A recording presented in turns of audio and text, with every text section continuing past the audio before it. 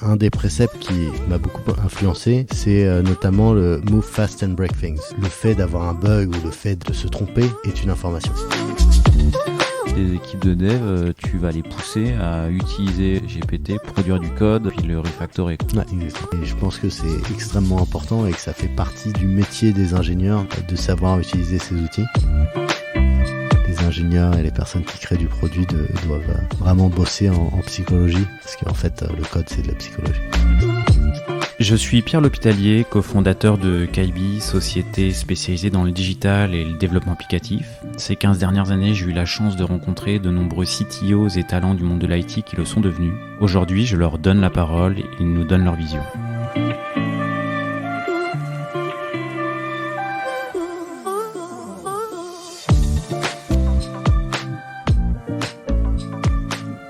Eh bien, aujourd'hui, je suis en compagnie de Charles Gorentin, qui est le CTO et le co-founder de Alan. Merci, Charles, d'avoir accepté l'invitation puis de m'accueillir dans vos locaux. Merci beaucoup de m'avoir invité. Ça va être passionnant de parler de CTOs. Pour le coup, tu m'as fait des petits teasings. Tu m'as dit, j'ai pas de tabou, on peut parler de tout. C'est transparence totale ici. Et off record, il y a 2-3 petits sujets que tu as en tête. Donc ça va être... sur la culture d'Alan, ça va être très cool. Est-ce que, avant de parler de Alan, qui va être, je pense, la grosse page dont on va parler, tu peux te présenter rapidement et revenir sur quelques étapes importantes, phares de ton parcours, qui t'ont construit ? Ouais, très bien. Donc Charles Gorentin. Avant d'avoir créé Alan, j'étais à San Francisco, où j'ai passé 5 ans, d'abord en tant que data scientist chez Facebook, ensuite chez Instagram et puis chez Twitter. En fait, c'est des années qui m'ont forcément beaucoup formé. La manière dont je suis arrivé à San Francisco est peut-être assez intéressante pour commencer. Donc voilà, j'ai eu le schéma un peu standard. Bon, j'ai fait une prépa, je venais d'une famille de classe moyenne, j'ai fait une prépa, je suis rentré à l'école des Ponts, où j'ai d'ailleurs rencontré ensuite Jean-Charles Samuelian, donc mon futur associé. Et j'ai fait un master en IA, donc en intelligence artificielle, qui s'appelle le MVA, donc master en vision et apprentissage. Ce qui était intéressant, c'était qu'à l'époque, les réseaux de neurones, c'était un peu un truc de loser. Et donc, tu me parles de quelle époque là, du coup ? Là, c'était en 2010, 2011. C'était un truc de loser. C'était un peu un truc de loser. Donc tout le monde disait, les réseaux de neurones, ça marche pas. Tu peux les apprendre, c'est assez élégant, mais ça marche pas. Donc c'est pas un cours qui est très intéressant. Le truc, c'est l'année d'après, en 2012, il y a eu AlexNet et le deep learning qui est vraiment arrivé. Et en fait, j'ai complètement manqué la vague. C'est une toute petite anecdote. Et donc j'ai fait ce master, et en fait j'étais un peu en train de faire le balancier entre travailler en finance et travailler en tech, et finalement je suis allé faire un master à San Francisco, à Berkeley plus précisément, en finance. Alors que tous mes camarades à la fin de ce master sont partis dans des banques, dans des hedge funds. Moi, j'ai continué à hésiter, et je suis allé travailler chez Facebook en tant que data scientist.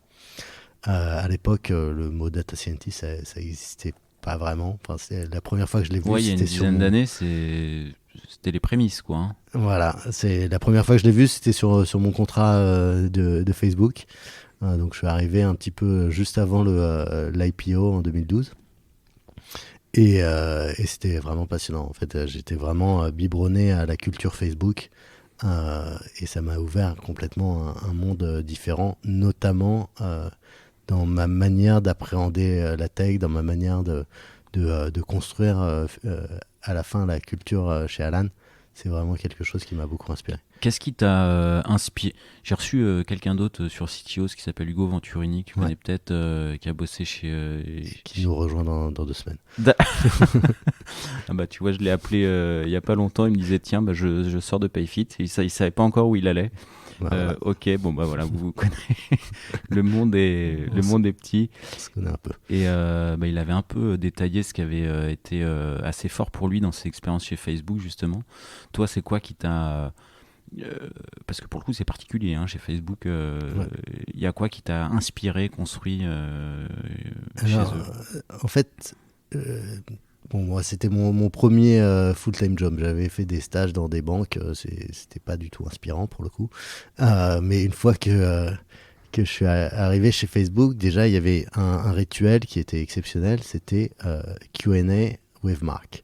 En gros, Mark Zuckerberg qui, tous les vendredis à 16h, prenait 1 heure pour répondre à toutes les questions de l'entreprise. Donc, on était peut-être 100 ou 200 dans une salle, et il répondait à toutes les questions. Et en fait, il faisait preuve d'une transparence vraiment très forte. Il répondait à vraiment toutes les questions qu'on pouvait avoir. Et ça, c'était hyper inspirant de pouvoir avoir un contact direct avec quelqu'un qui avait construit la culture, construit l'entreprise.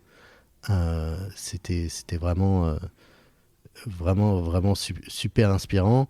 Bon, malheureusement, dans les années qui ont suivi, en fait, ils ont plus pu être aussi transparents, parce que il y avait des gens qui s'amusaient à retranscrire directement avec des journalistes à chaque fois qu'il y avait des réponses dans ces Q&A. Mais c'était vraiment un moment qui m'a beaucoup marqué. Et notamment, il expliquait le pourquoi des préceptes de la culture de Facebook.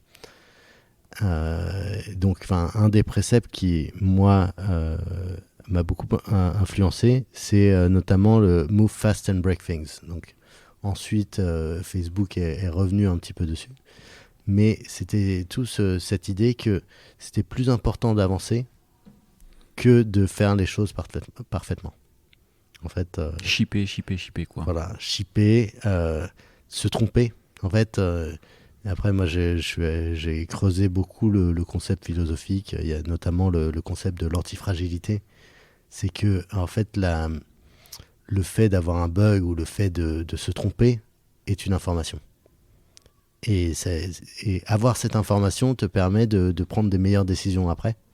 Et en fait, on peut souvent dire que si on va vite, en fait, on fait plus d'erreurs, mais ça nous permet de derrière faire moins d'erreurs. Donc c'est un peu comme le fromage, plus il y a de fromage, plus il y a de trous. Donc plus il y a de fromage, moins il y a de fromage. En fait, c'est plus tu fais d'erreurs, moins tu fais d'erreurs, en fait. Alors que le truc qui serait un peu sensible, un peu normal, c'est mieux vaut prévenir que guérir. Et finalement, tu t'assures que tout ton code est parfait, qu'il peut jamais y avoir de bug, mais en fait, t'avances plus. Ok, tu mets jamais en prod, Exactement. Mais en fait, t'as peur de ton ombre. Est-ce qu'il y a une limite un peu à ce... Parce que du coup, des fois, ça peut faire un peu apologie de l'erreur, ce qui à un moment donné trouve ses limites, quoi. Il y a clairement des limites, et il faut vraiment bien comprendre le concept pour pouvoir l'appliquer. C'est que une erreur, ça doit pas être reproduit indéfiniment. Enfin, c'est errare humanum est, perseverare diabolicum. C'est que si on fait une erreur plusieurs fois parce qu'on n'a pas appris de cette erreur, en fait, c'est juste qu'on n'avance pas. On n'a pas utilisé ces erreurs comme de l'information. L'avantage d'aller vite et en fait laisser des bugs, c'est qu'on sait quels bugs vont être critiques à l'application. Et donc forcément, on va réussir à s'améliorer, à mettre des barrières aux endroits qu'il faut. C'est un peu comme cette histoire du biais du survivant. C'est que, je sais pas si tu connais un petit peu, mais en gros, la base de cette histoire, c'était un ingénieur américain pendant la Seconde Guerre mondiale qui voyait les avions revenir avec des trous de balles dans, dans la, dans la carrosserie, dans la carlingue, exactement. Et en fait, tous les autres ingénieurs voulaient mettre plus de renforcer les endroits où il y avait eu des trous de balles parce que ça permettrait d'être plus fort. Mais en fait, cet ingénieur américain a dit, en fait, c'est complètement absurde. C'est au contraire, c'est là où on voit où il n'y a pas du tout de trous de balles que c'est ces endroits-là qu'il faut renforcer parce que c'est là que les avions ont été descendus et qui sont pas revenus. Et en fait, c'est un peu ça le truc de l'antifragilité, de pourquoi il faut faire des erreurs, c'est qu'on voit les choses qui sont importantes ou non, et on peut se renforcer là où c'est important. Bon, donc du coup, j'imagine qu'il y a une grosse culture du post-mortem chez vous et de l'analyse de ce qui s'est mal passé, des rétros. Exactement. Enfin, on essaye d'en faire vraiment régulièrement à tous les niveaux de l'entreprise. On a des channels Slack exprès pour ça et on a cette culture. Enfin, pour aller avec ça, il faut absolument avoir une blameless culture. Une culture où c'est OK de faire des erreurs, de prendre des risques. Parce que forcément, miser sur l'antifragile, c'est un risque. Parce que derrière, si on a un bug et on fait tomber le site, il ne faut pas essayer de virer le stagiaire ou la personne qui a pris ce risque. Ce serait complètement absurde. Parce que derrière, ça veut dire qu'on ne prend plus de risques. Et donc, on se retrouve dans l'idée de on va moins vite parce qu'on veut faire moins d'erreurs et finalement, on va juste moins vite. Et une erreur qui est reproduite 2 fois ? Une erreur qui est reproduite 2 fois, en général... On se pose la question ou c'est déjà une fois de trop, quoi ? Il faut voir comment on l'avait analysé la première fois. Et si elle est reproduite 2 fois, en général, c'est une faillite opérationnelle. Et autant, je pense qu'il faut être très indulgent envers les erreurs stratégiques. Donc, il y a des décisions qu'on peut prendre et où on peut se tromper. Autant, je pense qu'il faut être très intransigeant avec les erreurs opérationnelles quand elles sont évitables et quand on a déjà appris en fait qu'elles pouvaient arriver. Après, ça dépend des erreurs. Dans le sens où il y a des erreurs où volontairement, on peut dire, ça c'est une erreur qui est tellement soit faible probabilité ou faible conséquence qu'on n'a juste pas du tout besoin de la régler. Et nous, chez Alan, on appelle ça let small fires burn. C'est que genre il y a des choses, c'est cassé, mais c'est cassé et tout le monde s'en fiche et en fait c'est pas grave. Ok, arrête de passer du temps à éteindre des incendies qui de toute façon se propageront pas, quoi. Exactement. Ok. Et ça c'est d'autant plus important qu'on est petit et qu'on n'a pas beaucoup de ressources.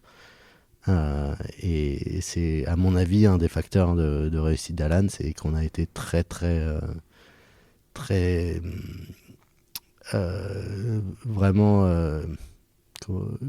très avare de notre temps et de notre énergie sur les choses qui en valaient pas la peine.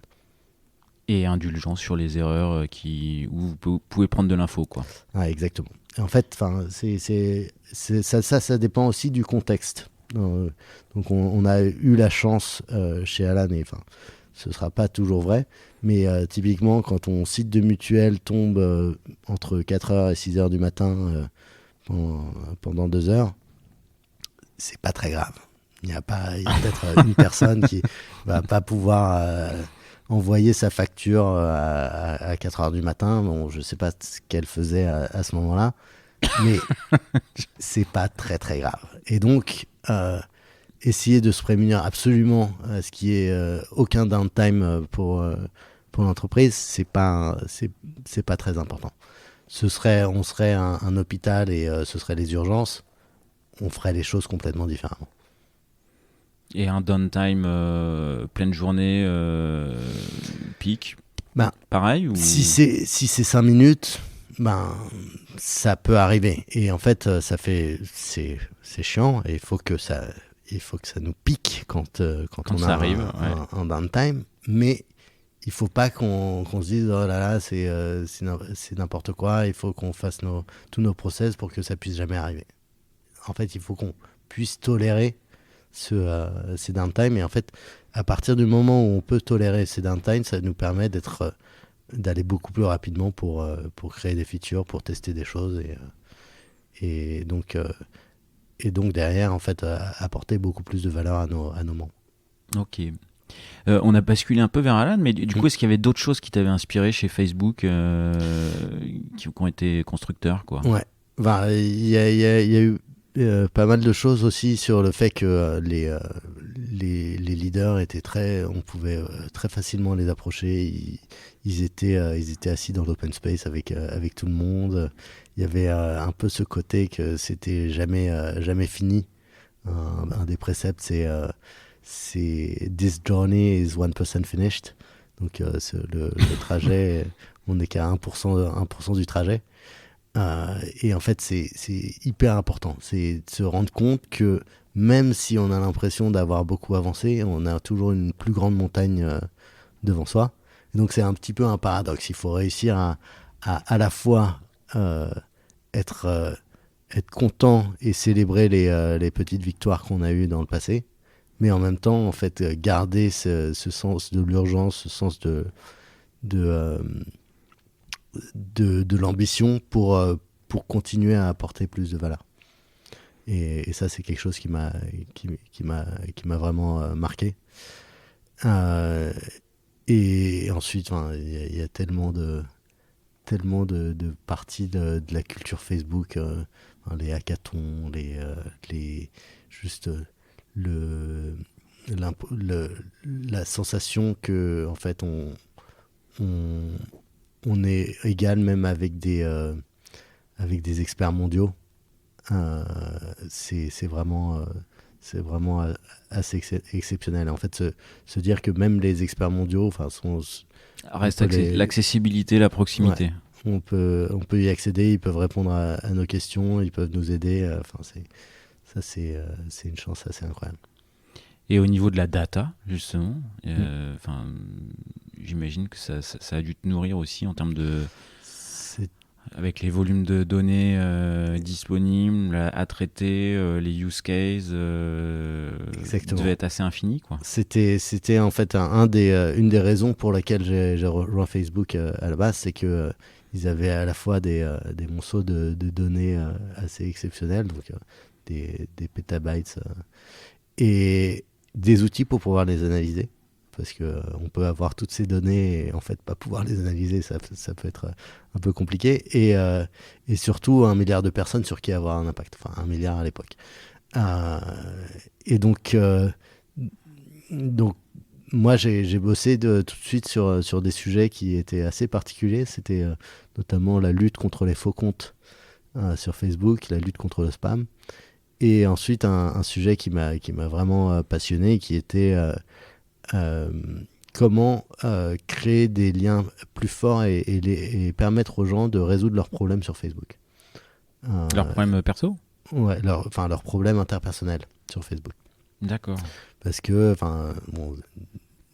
typiquement, on a bossé en fait avec des chercheurs de Yale et de Berkeley pour permettre aux gens de pouvoir communiquer mieux leurs émotions entre eux quand ils avaient un problème avec quelqu'un d'autre, typiquement quelqu'un qui poste une photo de toi que t'as pas envie d'avoir sur Facebook. Donc avant qu'on fasse notre travail, tu te retrouvais avec toi qui reporte la photo. Facebook, il y a des petites mains, des gens en opération qui regardaient la photo et qui disaient c'est une photo normale d'un mec avec avec un autre mec. Ouais, ou avec un autre mec ou avec quelqu'un d'autre et en fait toi t'étais pas content parce que c'était ton ex ou je sais pas quoi qui était sur la photo et tu veux pas que cette photo soit publiée. Et donc Facebook aurait rien fait avec cette photo. Et toi, t'étais pas content parce que Facebook a rien fait. Et l'autre personne qui a posté la photo, potentiellement, était pas contente parce qu'elle elle savait pas qu'elle t'avait heurté. Et donc, la solution, c'était de créer des moyens pour envoyer des messages en exprimant son émotion. Et en fait, quand on a vu que quand on permettait aux gens d'exprimer leur émotion et de créer un petit peu des messages, ça marchait hyper bien et ça permettait de résoudre des problèmes effectivement sur. Tu veux dire tu fais référence à quoi, des petits emojis En fait, on a créé tout un flow où en fait tu pouvais écrire ce message qui était déjà préconstruit, genre ce message, enfin cette photo me rend triste. Est-ce que tu peux la retirer s'il te plaît? Et en fait, ça marchait hyper bien. D'accord. Dans 80% du temps, il y avait une personne en face qui répondait et 50% du temps, la personne retirait la photo incriminée. Et donc c'est efficace, quoi, effectivement. Ouais, c'était efficace et ça arrivait à l'époque, donc c'était il y a 10 ans, hein, ça arrivait 4 millions de fois par semaine. Donc c'était. Ouais, c'est pas mal, ouais. Et en fait, ça paraît être un tout petit impact d'avoir ça, mais en fait, quand on se dit qu'on a un impact sur des millions de personnes sur chacun de ces sujets, en fait, c'est assez, c'est gratifiant. Dingue, ouais. Et sur les faux comptes, du coup, c'est quoi les stratégies, les schémas mentaux la manière de lutter contre les faux comptes? Ouais, de les détecter ou de lutter contre. On a beaucoup travaillé sur des schémas statistiques. En fait, il y avait toujours des petits malins qui trouvaient un moyen pour créer des faux comptes, pour derrière vendre des fausses chaussures ou des fausses Ray-Ban ou faire juste des scams. Je pense qu'on est tous tombés sur ces posts-là sur Facebook à un moment ou un autre. Si on est encore sur Facebook, on peut sans doute retomber dessus. Et en gros, on utilisait des analyses statistiques. Est-ce que il y avait un lien entre tant de comptes qui postaient un petit peu de la même façon? Est-ce que on arrivait à trouver en fait des grappes de comptes qui paraissaient faux?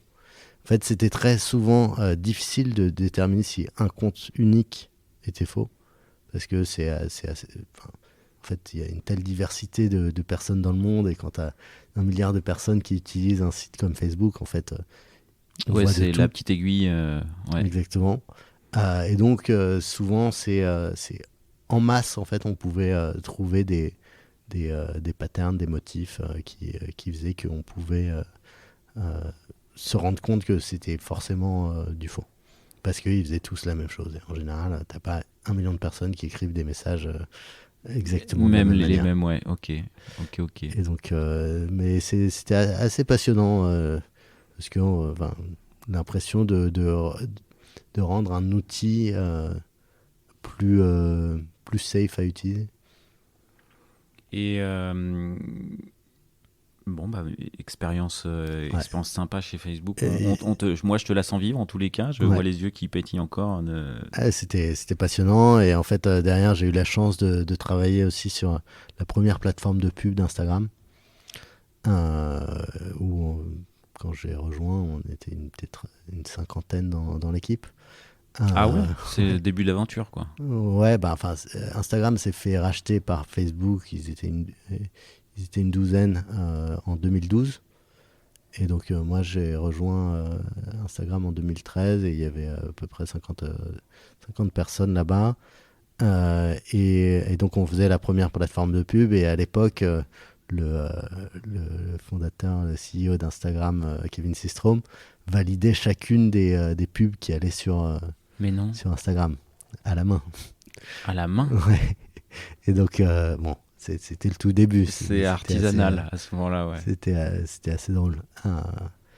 Et voilà, et ensuite, en fait, je suis parti chez Twitter, notamment parce que Twitter, c'était à San Francisco. Moi, j'habitais à San Francisco, et en fait, Facebook et Instagram, c'était à Menlo Park. Donc, ça faisait 1h30 de trajet trajet aller. Donc, Tu quittes pour des raisons de Notamment, logistique. ouais, D'accord. notamment. Bon, et puis parce que Twitter, c'était, j'imagine, Et ça toi m'intéressait. en tant En que fait, data scientist à l'époque, il y avait des petits challenges et des use cases ouais, il y intéressants avait aussi. beaucoup de choses à faire chez Twitter. Il y avait. En fait, moi personnellement, j'étais plus attiré par le texte que par l'image. Donc ça m'intéressait plus de travailler sur Twitter. En fait, je suis un gros utilisateur de Twitter et Instagram, j'utilise très très peu. Et donc, Donc le produit c'était une histoire te de parlait produit. aussi. Oui. Ouais. Et ce qui est intéressant, c'est que Twitter avait pas réussi à créer une culture comme Facebook l'avait fait. Twitter, c'était un peu un succès d'année de la culture Google, alors que Facebook, c'était vraiment quelque chose d'original De fort en termes de et de culture. fort, notamment parce que c'est une entreprise qui est toujours founder-led. C'est que Zuck, il est encore chez Facebook et c'est lui qui a défini cette culture de manière forte.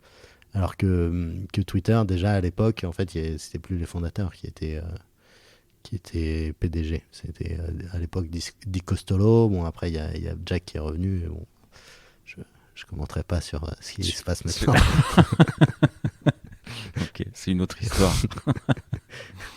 Ok, bah écoute, si on commente pas ce qui se passe maintenant, ça peut Ouais. faire un beau pont vers la page que tu écris depuis c'est 2016 hein, Depuis le début. 2016, ouais. Depuis 7 ans. Donc Alan. Donc on essaye de créer le partenaire de santé pour permettre à chacun de vivre plus longtemps et en meilleure santé. C'est pas mal comme pitch. Voilà, c'est assez ambitieux. Et donc on a commencé par faire quelque chose d'assez simple ou assez compliqué, c'est selon le point de vue, de devenir une assurance. En fait, c'était en 2016 très difficile en tant qu'entreprise, juste de prendre une assurance santé. Il fallait remplir des papiers pas possibles, appeler des courtiers, etc. Et en fait, on a voulu juste complètement simplifier ça. C'était un peu la première étape de notre mission. Donc, C'était ça le constat initial ou le trou dans la raquette où vous dites on peut bousculer un truc là, en fait, c'est hyper compliqué et on peut rendre ça simple. De base, nous, notre angle d'attaque, c'est qu'on voulait faire des outils pour permettre à chacun de pouvoir gérer sa santé depuis son téléphone. Et donc, le tout premier truc qu'on voulait faire, c'est de donner des outils pour savoir quand aller chez le médecin. Et en fait, on s'est rendu compte qu'il faudrait énormément de données, qu'il faudrait pouvoir distribuer ça. Pour savoir quand aller chez le médecin, Ouais. c'était ça l'objectif ? Exactement. Enfin, c'était un peu Que une l'appli mission. pousse une info du type tiens, faut aller chez le dentiste, ça fait 2 ans que tu n'y es pas allé, quoi. Exactement. Par exemple. Ouais. C'est le genre de choses ou pouvoir détecter un cancer ou je sais pas quoi. Bon, c'est l'heure de la coloscopie. on était très ambitieux et parfois un peu. Je pense on essayait de voir très très loin et en fait on a essayé de détricoter ça et en fait un des gros problèmes c'est que pour de la prévention les gens sont pas prêts à payer. Et souvent ils possèdent même pas leurs propres données et ça, c'est vrai aussi pour les professionnels de santé. Donc Comment ça, ils possèdent pas leurs propres données ? est-ce que tu possèdes toutes les données sur ton corps? Est-ce que tu possèdes au sens connaître ou Ouais. Est-ce que tu les as? Et en fait souvent en fait tes données sont plus dans l'hôpital, chez ton assureur ou autre. En fait, tu serais incapable de fournir ces données à un service si tu en avais besoin demain. Et donc, en fait, la question, c'était comment est-ce qu'on distribue. On pouvait passer soit par les individus, professionnels de santé, ou par les assurances. Et en fait, donc, individus et professionnels de santé ne sont pas prêts à payer pour de la prévention et ne possèdent pas leurs données. Et donc, la solution, c'était de passer par les assurances qui avaient à la fois les données et l'argent. Le problème, c'est que on est allé les voir, et en fait, incapables de bouger en moins d'1 à 2 ans en termes de bras business et même en termes d'infrastructure tech, c'était souvent les années 90. Donc on s'est dit, en fait, on a une place, on peut construire notre propre assurance. Bon, tout le monde nous a dit qu'on était complètement fous parce que ça faisait depuis 1986 qu'il n'y avait pas eu une nouvelle assurance en France. Mais c'était ça le marché? Ouais. Entre 1986 et 2016, il n'y avait pas eu une seule boîte qui se lançait sur le marché, quoi. Pas une seule qui a été agréée par la CPR, le régulateur. Donc, on s'est dit, allez, on va tenter. Donc, on a recruté des gens exceptionnels et en 6 mois, on a obtenu cet agrément d'assurance. On a construit tout pour obtenir cet agrément et C'était ça Enfin, sans l'agrément, il n'y avait pas de business, quoi. Sans l'agrément, il n'y avait pas de business. Après, on aurait pu trouver d'autres manières, on aurait pu pivoter, faire d'autres choses, mais le fait d'avoir l'agrément... Vous auriez pu ne pas l'avoir, ou c'est juste un process administratif qui... Des docs à remplir. Il y en a qui l'ont pas eu. Okay. Il y a beaucoup des courtiers qui l'ont pas eu. Et en fait, nous, on a réussi à l'obtenir alors qu'on n'avait pas grand-chose, mais juste on avait bossé avec des gens qui faisaient de l'assurance depuis 25 ans. On avait recruté des anciens du régulateur pour savoir exactement comment est-ce qu'on pourrait obtenir cet agrément. Et on avait construit une équipe d'ingénieurs pour construire le premier produit. Et c'était d'ailleurs assez passionnant. C'est que donc en octobre 2016, on clone. En fait, il y avait un petit catch-22, c'est qu'à la fois pour obtenir un agrément d'assurance, il faut avoir pas mal d'argent dans ses caisses, en fonds propres, et en même temps pour pouvoir faire une levée de fonds, il fallait un agrément d'assurance. Donc il fallait qu'on time un peu les deux. Donc une semaine avant la fin octobre, on a clos une levée de fonds qui était sujette à ce qu'on obtienne l'agrément d'assurance. Donc on a pu derrière montrer, on a la levée de fonds, donc on a les fonds propres pour devenir une assurance. Et une semaine après, en fait, on lançait notre tout premier produit d'assurance. Donc en réalité, c'était juste un onboarding. Et quand tu avais fini l'onboarding, il n'y avait rien. C'était un peu carton-pâte façon western spaghetti. Et donc t'arrivais, tu avais fait ton onboarding et en fait, il n'y avait rien. Et c'était assez passionnant. C'est que derrière, on a onboardé. 2 semaines plus tard, on avait sorti un dashboard pour qu'il y ait quelque chose derrière. Ouais. Et puis, on commençait à rembourser des gens, mais on n'avait aucun moyen de les facturer. On n'avait pas construit cette brique. Et en fait, au fur et à mesure, on était en train de poser les rails en même temps que le train était en marche. Et c'est ça qui était vraiment passionnant. Et autant on aurait pu dire, on lance pas tant qu'on n'a pas toutes les briques qui fonctionnent.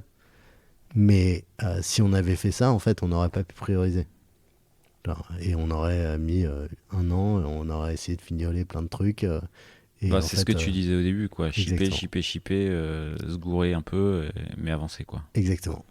Et en fait, c'est vous avez pu facturer les gens à la fin. Et 1 mois plus tard, on pouvait facturer les gens. Mais en fait, c'est pas grave.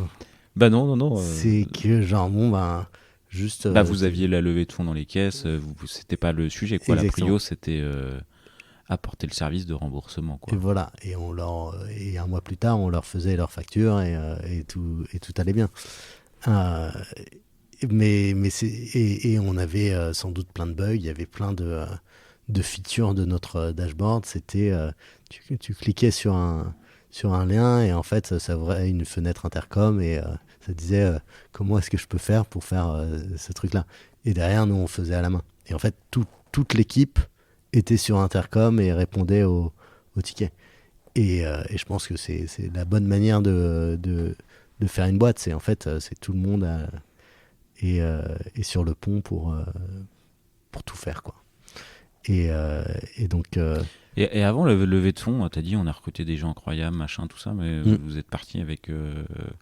on a fait une levée de fonds de Précide avec des business angels Ok. pour avoir en fait les moyens de recruter des gens très bien. Mais surtout, enfin, c'était pas tellement le salaire qui était important, mais c'est qu'on a donné énormément de parts de la boîte à ces personnes-là. On a essayé de mettre une quinzaine de pourcents des parts de la boîte pour l'équipe dès le début. Sur l'équipe de 2016 du coup. Ouais. Ou vers. Je pense que l'équipe de 2016 s'est retrouvée avec 9-10%. Donc, Et l'équipe de 2016, c'était quoi? C'était 10 personnes? Ouais. Ouais, ok. Ouais, on était 8 au moment de l'agrément. Et notamment des ingénieurs américains. En fait, on avait. C'était hyper important pour nous de vraiment partager ça parce que c'est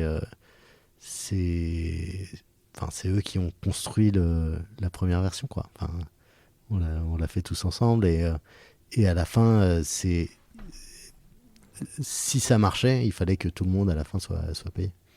Et je pense que c'est assez génial qu'on puisse se retrouver avec des entreprises qui partagent énormément de valeurs après.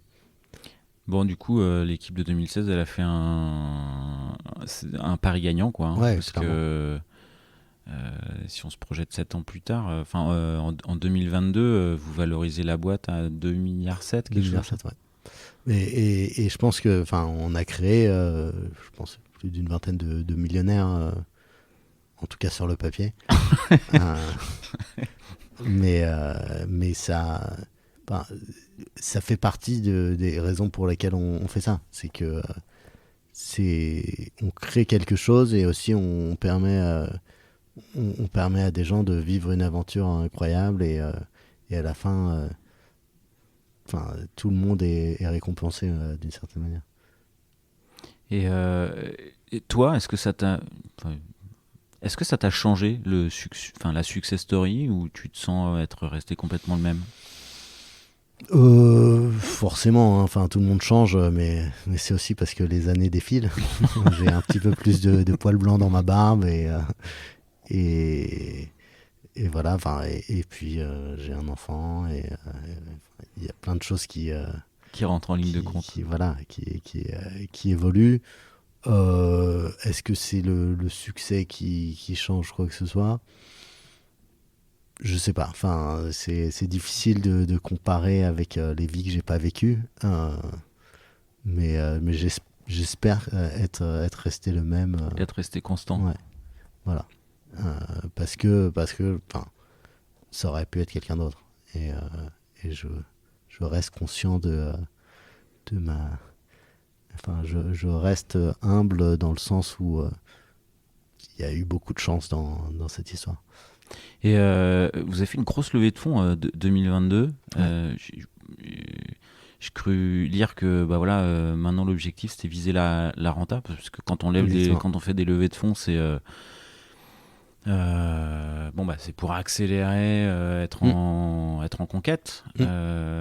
C'était la dernière pour vous, ou, c'est objectif la dernière, ou... C'était l'objectif profitabilité 2025, et donc que ce soit la dernière levée de fonds. Parce que en 2025 on aura 9 ans. Ça a du sens de commencer à être d'être rentable. D'être rentable. Mais après, vu que l'impact qu'on peut avoir peut être tellement grand que peut-être qu'un jour en fait on se décidera en fait il faut continuer à investir et à être en conquête éventuellement dans d'autres pays mondial ou autre, quoi. Ouais. En fait le sujet c'est pas une question de rentabilité telle quelle. On pourrait, si on arrêtait de faire de la R&D, on pourrait être rentable, je pense. Mais est-ce que ce serait maximiser le potentiel de l'entreprise? Ça, C'est toujours un calcul. Ouais.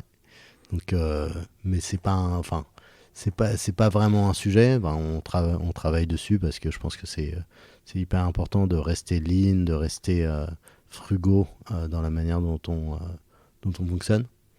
Mais à la fin, il faut qu'on continue à investir pour avoir cet impact, en fait, permettre aux gens de vivre mieux et plus longtemps en bonne santé. Et à ton avis, qu'est-ce qui a fait que dans l'exécution, qu'est-ce qui a fait le succès de Alan, vu de ta fenêtre? Je pense un des points extrêmement importants, c'est la culture. Ouais. C'est qu'on a essayé de vraiment réinventer la manière dont on travaillait. Je pense qu'on a recruté des gens exceptionnels. Et à mon avis, ça fait aussi la différence. Donc culture plus talent, je pense que c'est les deux facteurs. Partons sur la culture, en partant sur le recrutement. Sur la culture, je crois que vous avez quand même effectivement des trucs qui, pour pas mal de boîtes, vont paraître contre-intuitifs. Ouais. On en parlait un peu.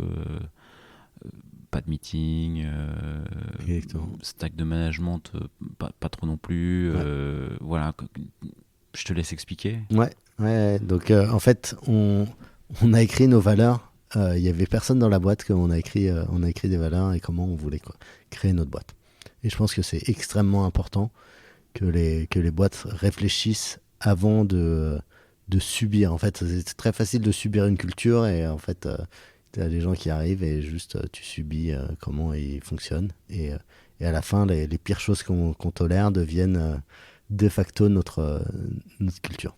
Donc nous, il y avait 0 employé dans la boîte, on avait écrit un peu nos préceptes et de manière où tous ces préceptes étaient réfutables. En fait, il fallait que chacun de ces préceptes, on puisse être pas d'accord avec eux et que ça crée une boîte qui soit cohérente si on n'était pas d'accord avec eux.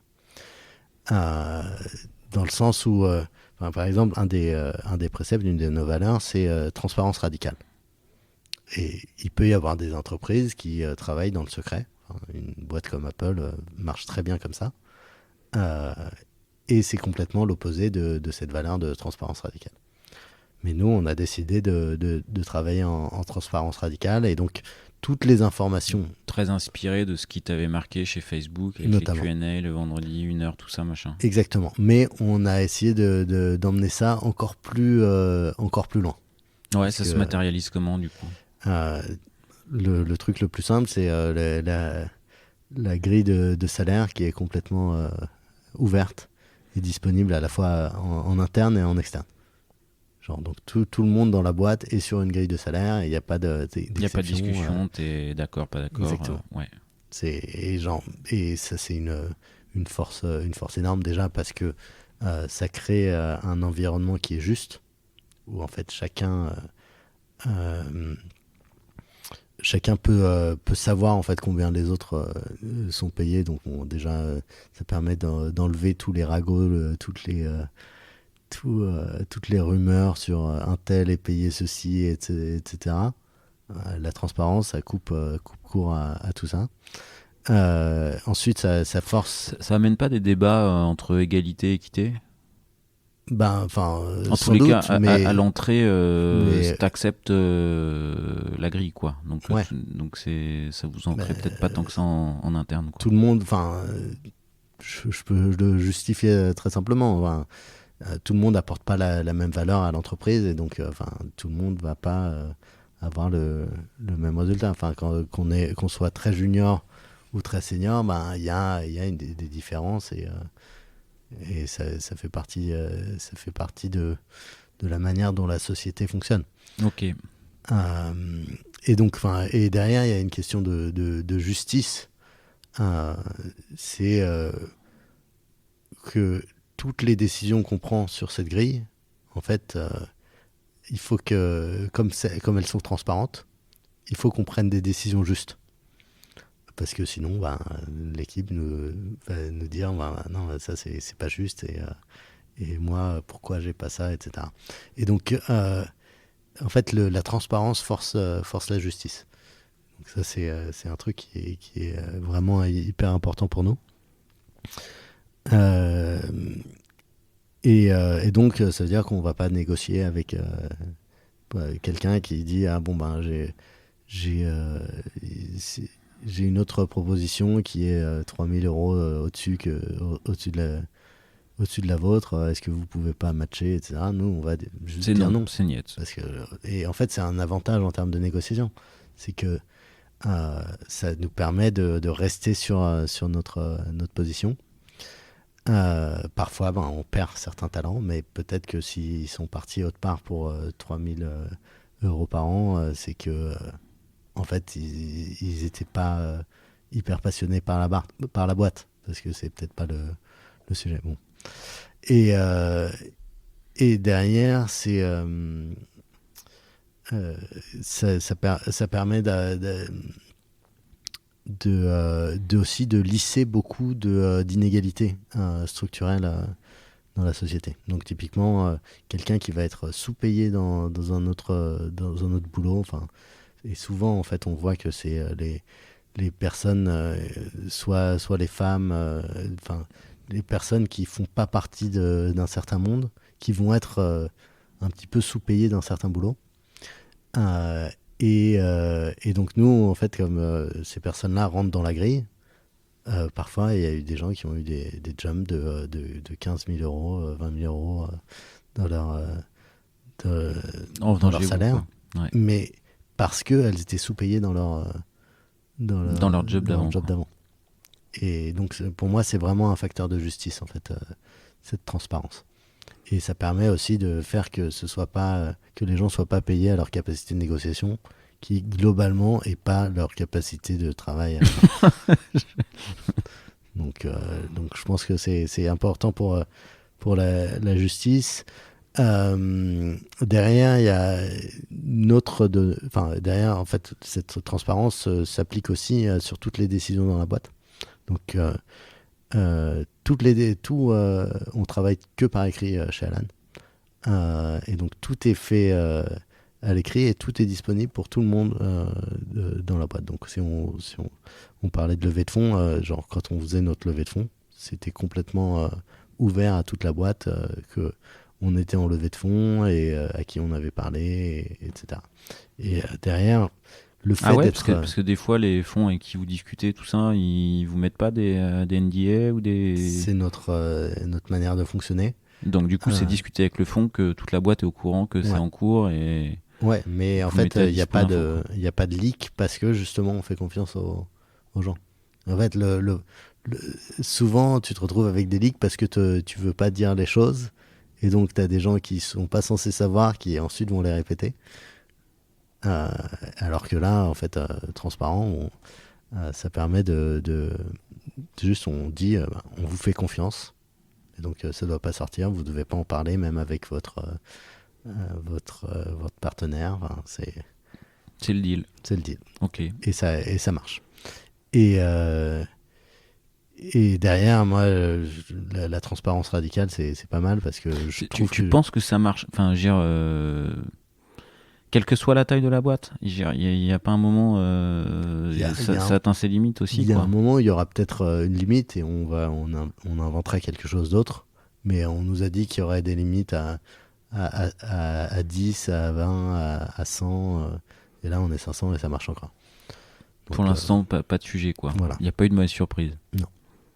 Et donc derrière, moi aussi, ça m'aide pas mal la transparence radicale parce que ça me permet de réduire ma charge mentale. Je n'ai pas à savoir qui doit savoir telle chose ou autre. Et en plus, j'ai trop mauvaise mémoire pour pouvoir mentir, donc je saurais pas me rappeler à qui j'ai menti. C'est un confort personnel. Quoi. Exactement. Et en fait, donc, derrière, ça s'imbrique bien avec une autre de nos valeurs qui est la responsabilité distribuée, distributed ownership, où en gros, on essaye de faire que les personnes qui prennent les décisions sont les personnes qui sont les plus proches de l'action. Donc typiquement, ces personnes-là vont avoir besoin d'avoir toutes les informations possibles. Parce que si tu dois aller demander à ton manager, qui doit demander à son manager quelle est la stratégie de telle chose, en fait, juste tu vas arrêter d'essayer de prendre des décisions qui peuvent impacter toute la boîte. Alors que si tu as complète transparence, en fait, tu es beaucoup plus empowered, beaucoup plus autonome pour pouvoir prendre des décisions qui ont du sens.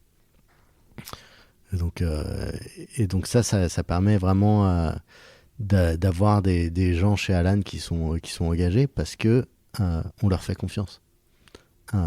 Et derrière, donc, ce qui est assez drôle, c'est que notre processus de décision, ça passe uniquement par GitHub. Donc on utilise les issues GitHub, même les gens qui sont pas du tout dev, même en sales, ils prennent les décisions par des issues GitHub. Donc tu as une personne qui ouvre l'issue et donc elle va demander du conseil à plusieurs personnes dans la boîte, mais à la fin, ce qui est hyper important, c'est que c'est toujours la personne qui ouvre l'issue qui la clôt, qui prend la décision. Et donc souvent, il y a des gens qui ouvrent des issues. Moi, je vais pas être d'accord. Je vais leur faire les commentaires. Je dis, moi, je pense qu'il faudrait faire ça comme ça. Mais à la fin, c'est eux qui décident. Et donc, je peux ne pas être d'accord avec la décision, mais on a ce truc il faut disagree and commit. C'est genre, je suis pas d'accord, mais je ferai tout pour que ton idée aille au bout. D'accord, ok. Comment les personnes savent que c'est eux qui ont le sujet, en fait? Enfin, tu vois, t'aimes bien le dépassement de poste, t'aimes bien qui s'occupe de quoi, comment ça s'organise sans que ça soit le bazar. Exact, mais c'est extrêmement important. Et en fait, c'est là où notre rôle en tant que leader, en fait, parfois les gens disent que Alan, c'est flat. En fait, on n'est pas du tout flat. C'est qu'il y a des leaders, il y a des personnes dont leur rôle, c'est de définir la stratégie, de distribuer les rôles, justement.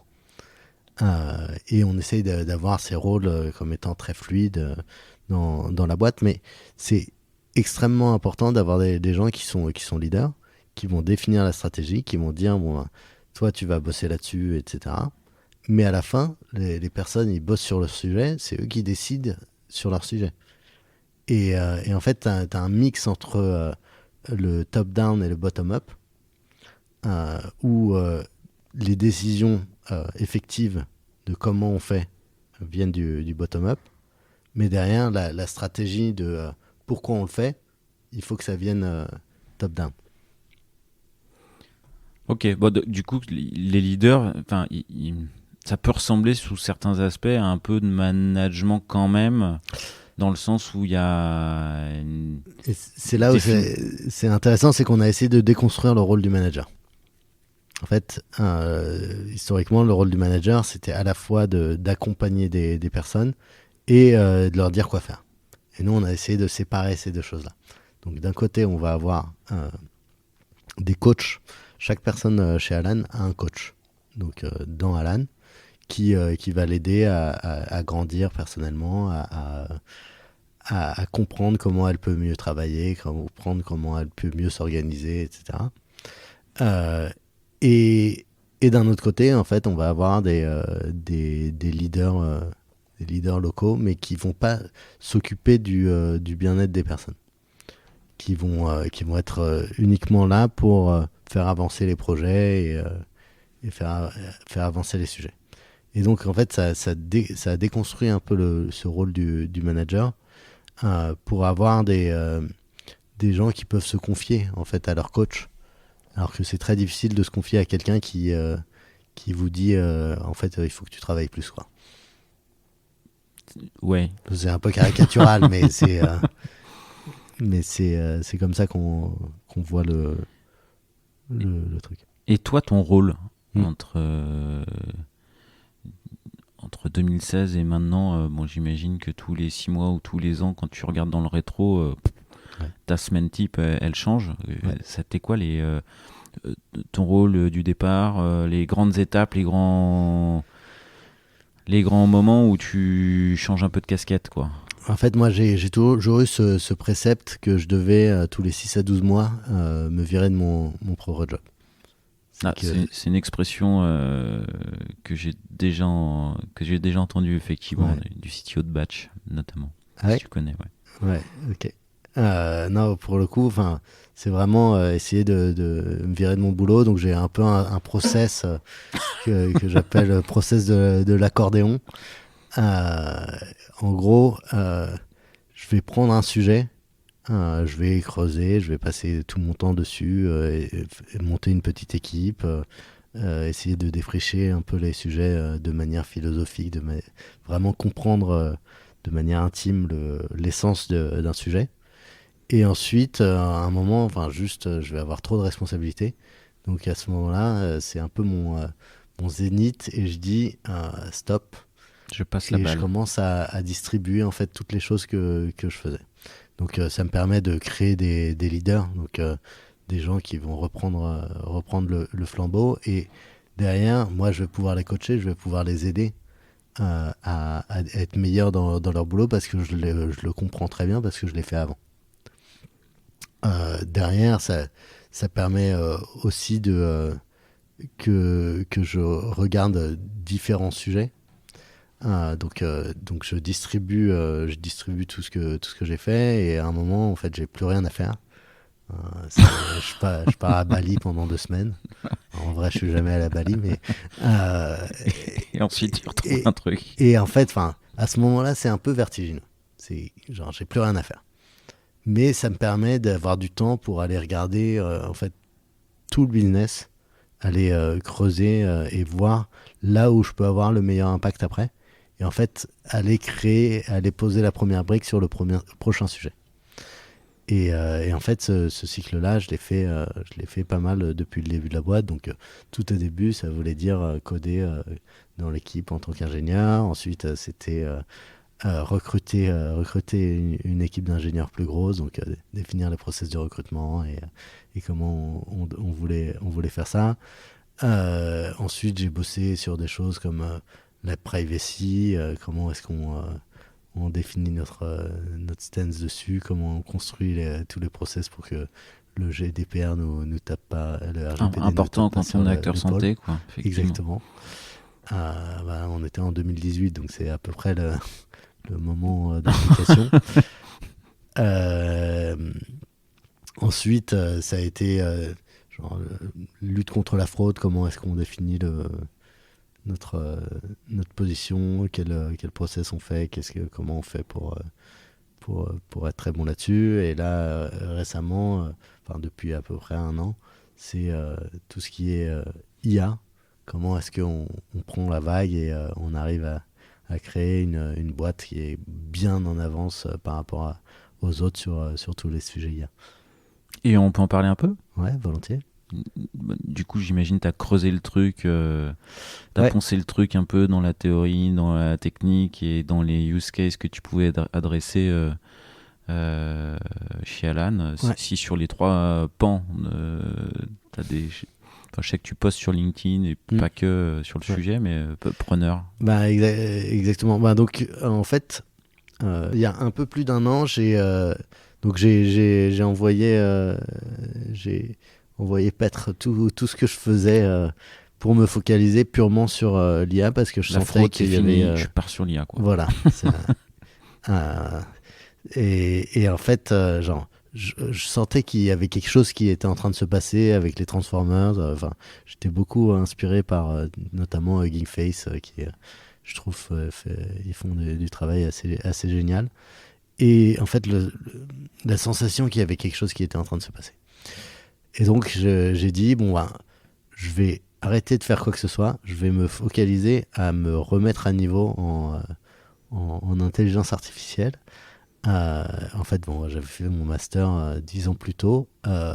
Les réseaux de neurones. Les réseaux de neurones, c'était un truc de loser. Donc, à ce moment-là, il fallait que je me remette dedans et reprendre les choses à zéro. Donc, il y avait...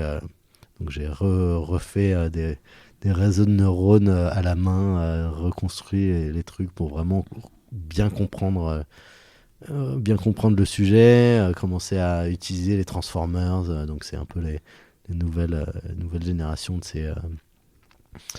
de ces modèles.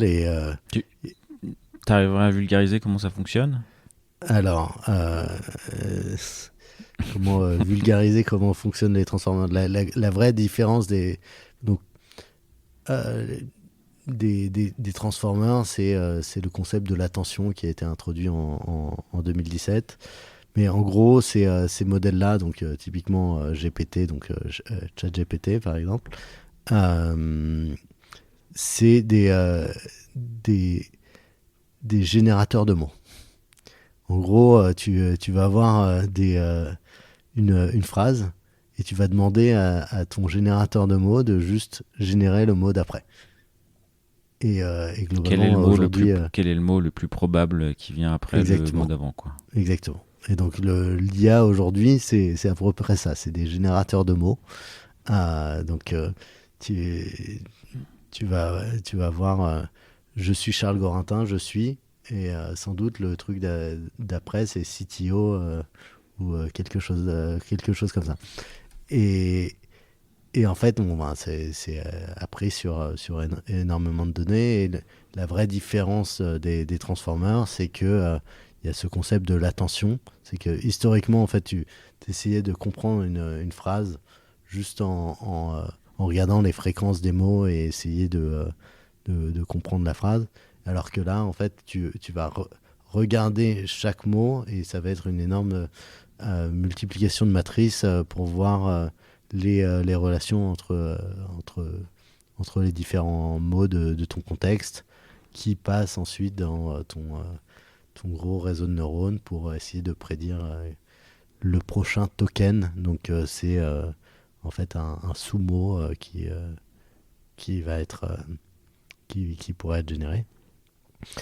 Et en fait, ces outils-là sont alors devenus... pourquoi quand tu reposes 2 fois la même question à 2 secondes d'intervalle, ça te génère pas le même texte? Qu'est-ce qui s'est passé en fait entre temps? Normalement, ça te régénère le même texte si tu prends une température de 0. Donc le concept de température, c'est à quel point en fait tu vas essayer d'être un peu créatif en tant que modèle. Donc tu vas pas prendre nécessairement le plus probable, mais tu vas faire une distribution de probabilité des différents mots qui peuvent être probables. Mais sur ChatGPT, en fait, je crois qu'il fonctionne avec une température de 0,7 ou quelque chose comme ça. Ça devient des détails un peu plus techniques, mais Okay. oui, c'est quelque chose de déterministe dans les probabilités. D'accord, ok. Parce qu'à la fin, c'est purement en fait de l'addition et multiplication de poids. Donc, si tu refais le même calcul, en fait, tu retombes sur la même chose. Et t'as pensé le sujet combien de calculs pour générer un mot et le coût énergétique qui est derrière, enfin le coût, je sais pas, Ouais. parce que ça a l'air un peu dingue en fait en vrai. Pourquoi? Bah, vu comme ça, Ouais. on imagine qu'il y a quand même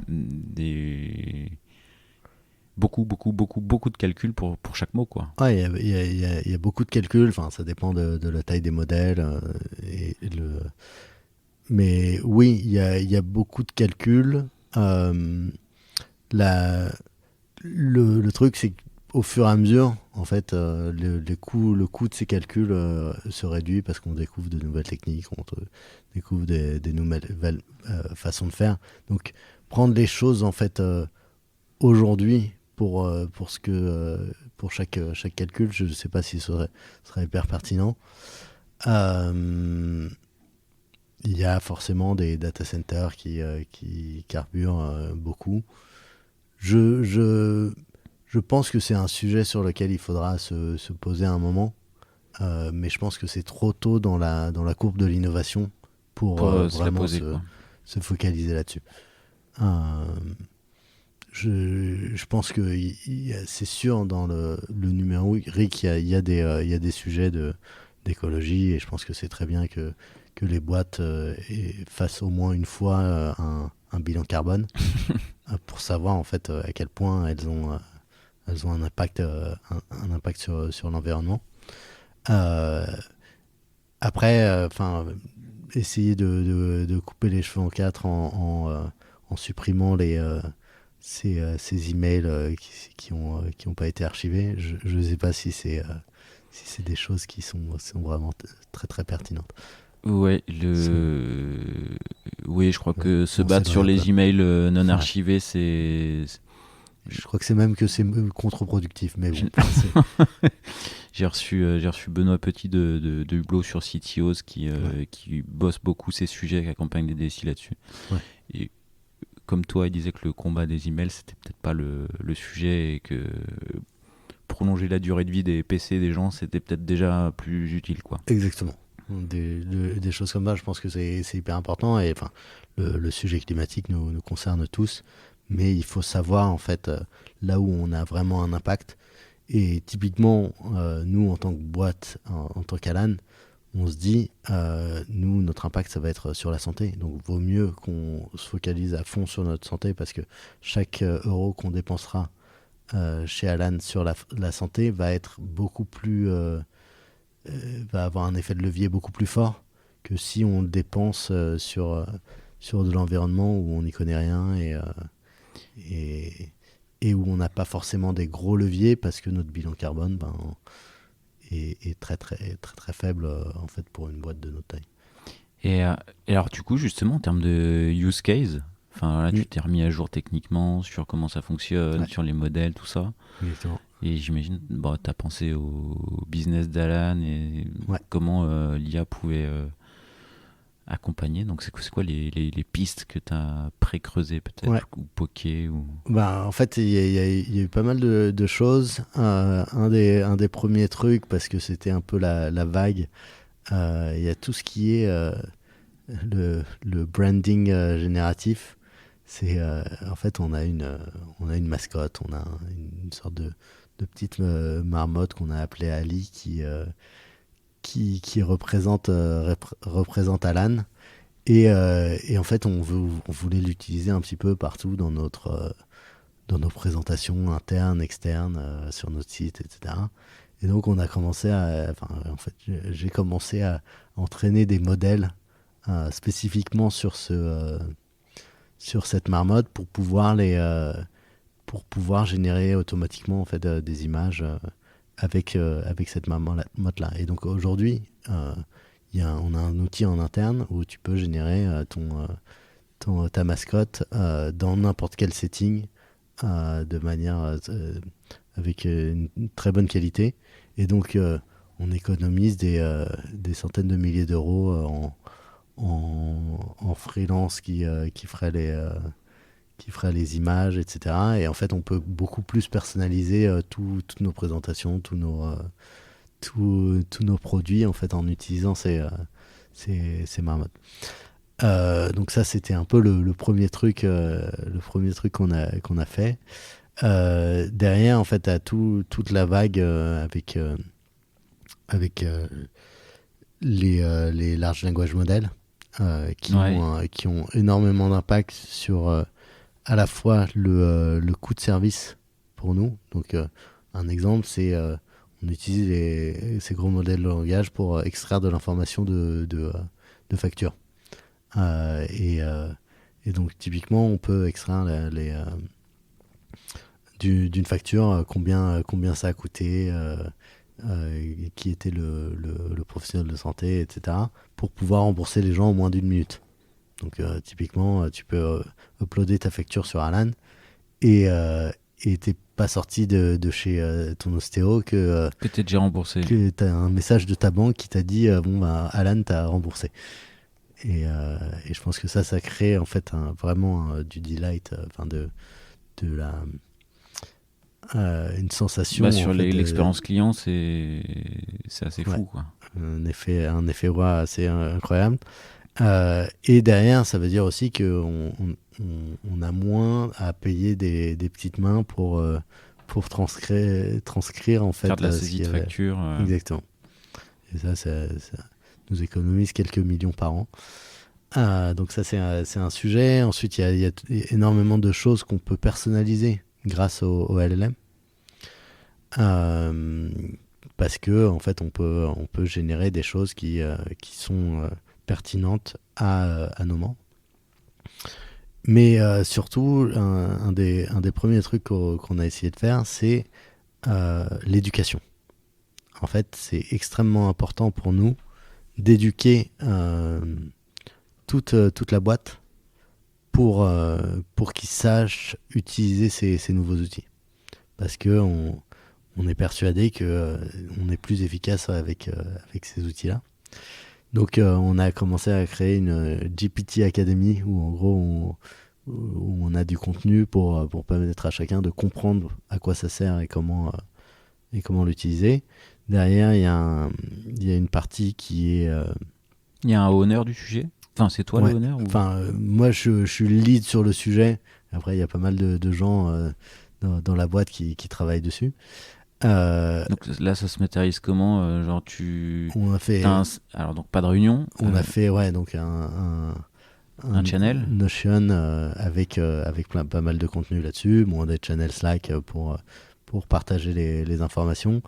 Et derrière, on a essayé de faire des workshops aussi pour que chacun s'y mette vraiment. En fait, il y a énormément de gens qui disent ouais, bon, ChatGPT c'est nul, mais en fait qui ont à peine utilisé le truc ou qui ont été repoussés à quelque chose. Et en fait, le fait de former les gens, de les emmener et de les faire travailler sur ces outils-là, ça permet de vraiment les forcer à découvrir en fait ces outils-là. Derrière, on a poussé toute l'équipe à utiliser Copilot. Ouais. Parce que je pense que tu gagnes au moins 50% de productivité si tu as ces outils-là. Moi, quand je code, et en fait, c'est devenu beaucoup plus facile pour moi de coder grâce à ChatGPT, typiquement, parce que je peux lui demander du code, je vais le modifier, et derrière, en fait, je peux plus me focaliser sur ce que j'ai envie de faire, plutôt de comment le faire. Donc là, aujourd'hui, tes équipes de dev, tu vas les pousser à utiliser GPT ChatGPT pour produire du code, bon, et puis le refactorer, quoi. Ouais, exactement. Je pense qu'on gagne énormément de temps là-dessus. Après, il faut encore avoir l'œil vif pour voir qu'est-ce qui est un peu de l'hallucination ou pas. Mais je pense que c'est extrêmement important et que ça fait partie du métier des ingénieurs de demain, enfin d'aujourd'hui, ouais. De savoir utiliser ces outils. Et il n'y a pas des sujets, enfin justement, si tu utilises GPT pour coder, tu fais sortir aussi ta connaissance métier, du coup. Ouais. Comment tu organises ça? Alors, c'est fait partie aussi de l'éducation, c'est que c'est extrêmement important qu'aucune donnée identifiable ou sensible passe par ChatGPT. Donc ça, c'est vraiment hyper nécessaire. Donc on a trouvé un setup où on peut quand même accéder aux outils d'OpenAI, mais sur des serveurs qui sont agréés hébergeurs de données santé et qui sont RGPD compatibles.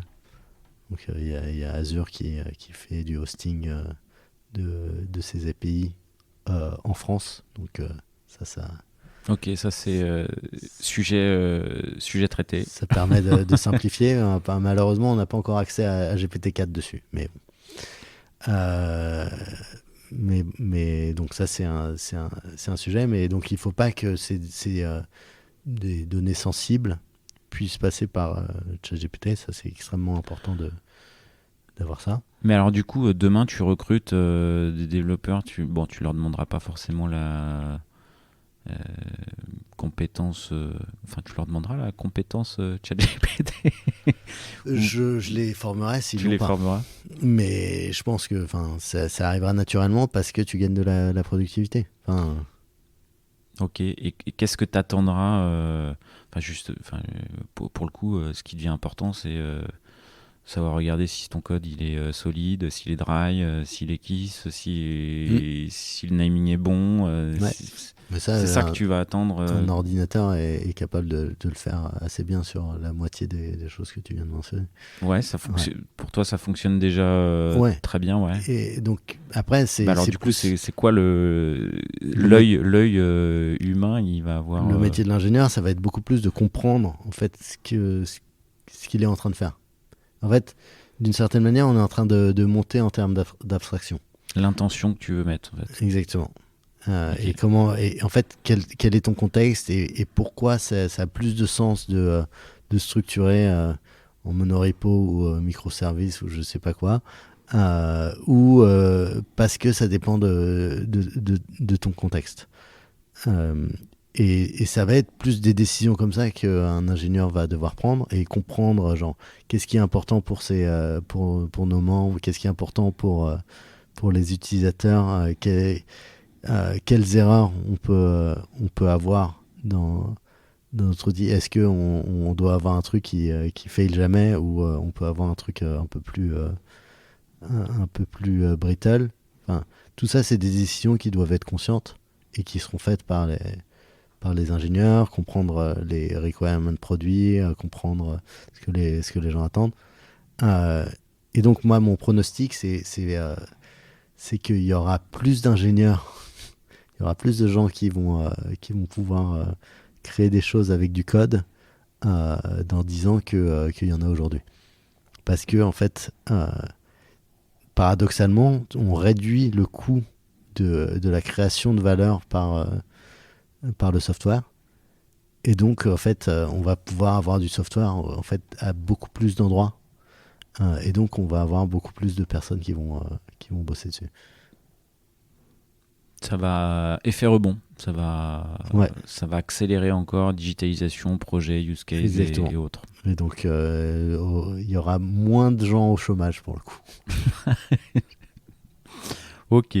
Est-ce que ça, c'était ton sujet de l'année passée? Ouais.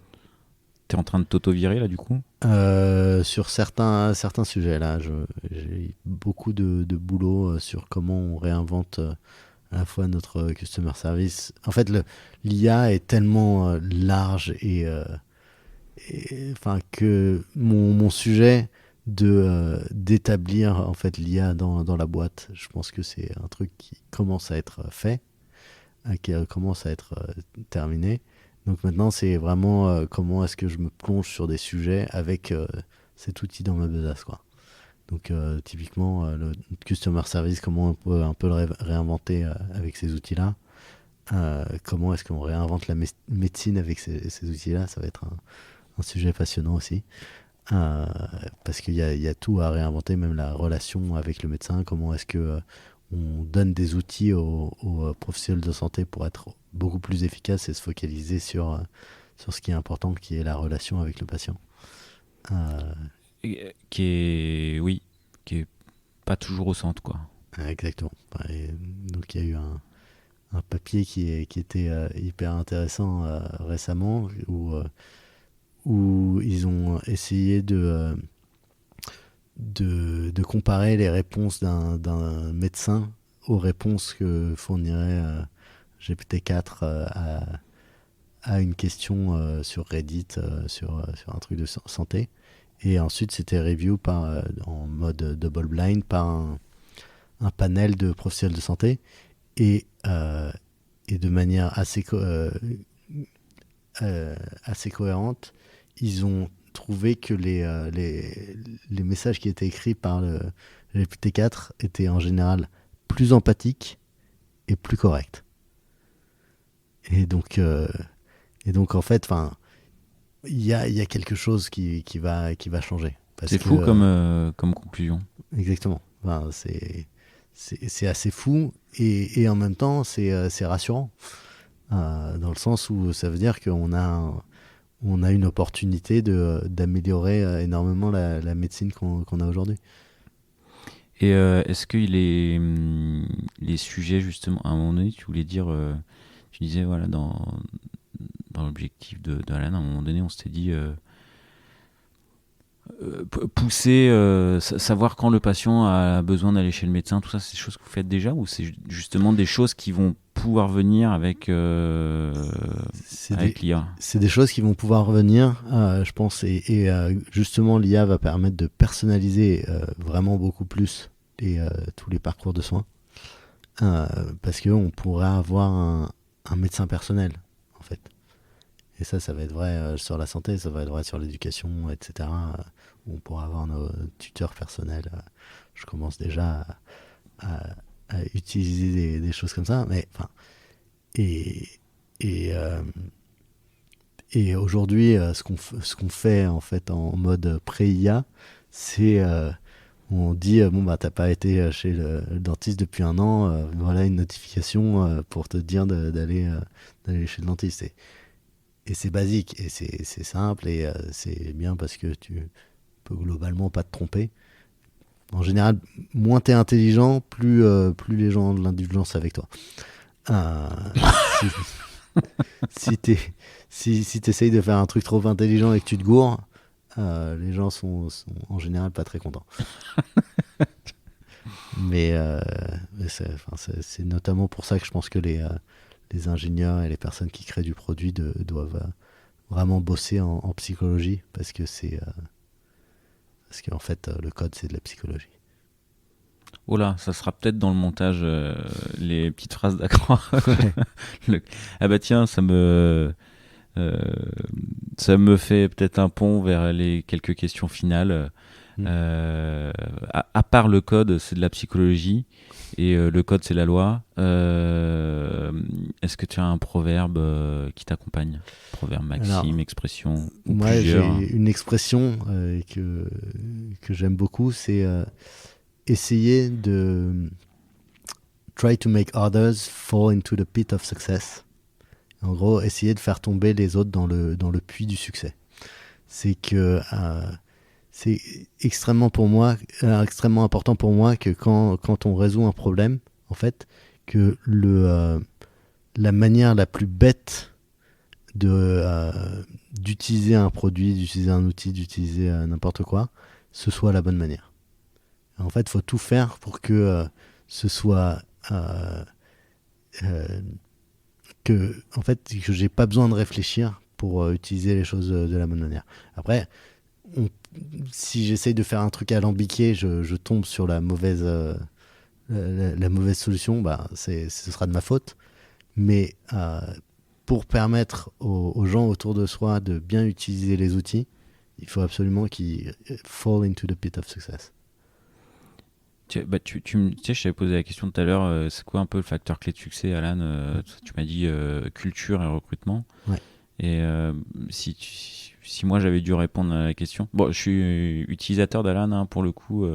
Quand je t'avais contacté, je t'avais dit à KB on a la stack Alan, Payfit, Swile, tout ça.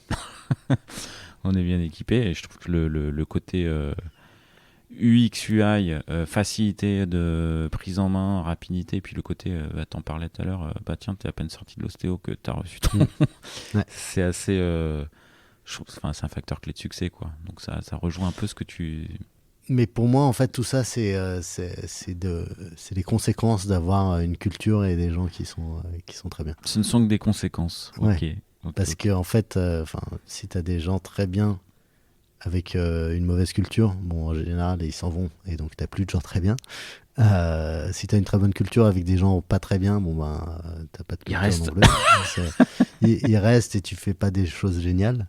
Mais par contre, des gens très bien avec une super culture, derrière, ils trouvent les solutions pour avoir une super UX et avoir des super outils et donner vraiment du plaisir à utiliser ton produit pour tes membres.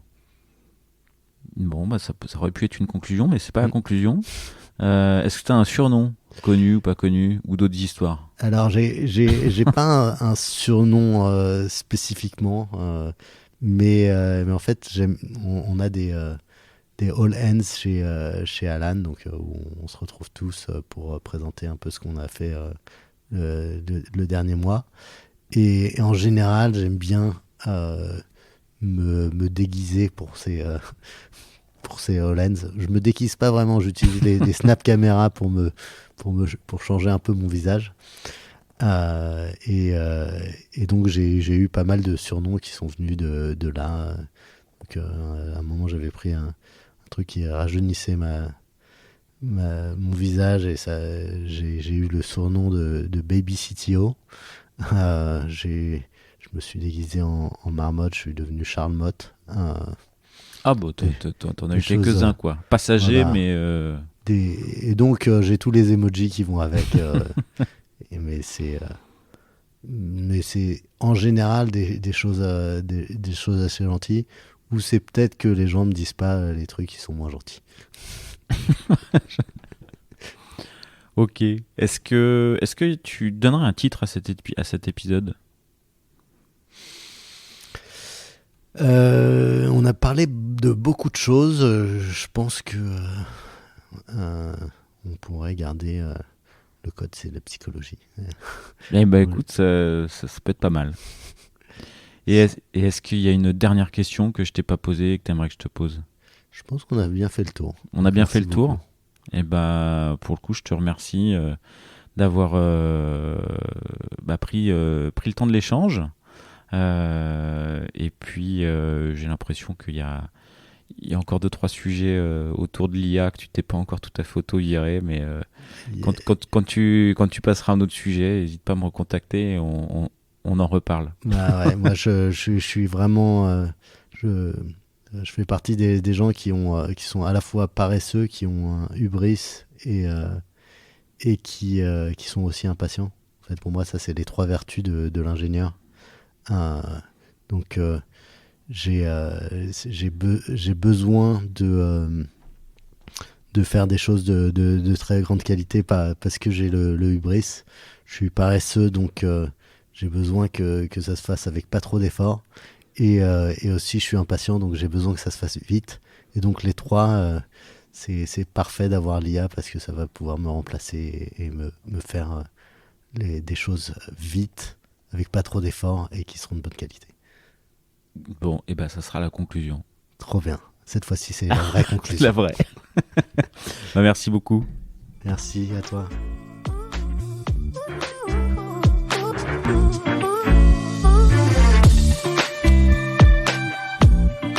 L'épisode est terminé, j'espère qu'il vous a plu, et si c'est le cas, c'est le moment de prendre 2 ou 3 secondes de plus pour 2 ou 3 clics. Un petit clic pour un pouce bleu, ou un petit clic pour un partage aux copains, ou un petit clic pour vous abonner et ne pas rater le prochain épisode. À très bientôt.